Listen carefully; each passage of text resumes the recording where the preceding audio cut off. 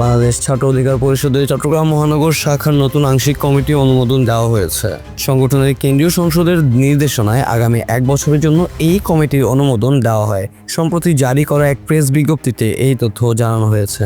নতুন কমিটিতে সভাপতি হিসেবে দায়িত্ব পেয়েছেন ওসমান গনি, সিনিয়র সহসভাপতি হিসেবে দায়িত্ব পেয়েছেন এম.এ. আল মামুন। এছাড়া সহসভাপতি হিসেবে হাফেজ মোহাম্মদ আবদুল্লাহ আল মামুন, হাফেজ মোহাম্মদ তৌহিদুল ইসলাম। সাধারণ সম্পাদক হিসেবে নিযুক্ত হয়েছেন রিয়াজ মোহাম্মদ শাহরিয়া। সিনিয়র যুগ্ম সাধারণ সম্পাদক হিসেবে দায়িত্ব পেয়েছেন হৃদয় মুহুরী।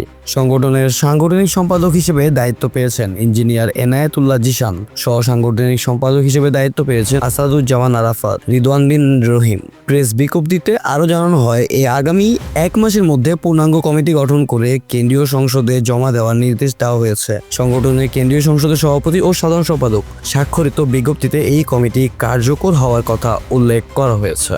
মেহেদী রাফি, চমৎকার টিভি, চট্টগ্রাম।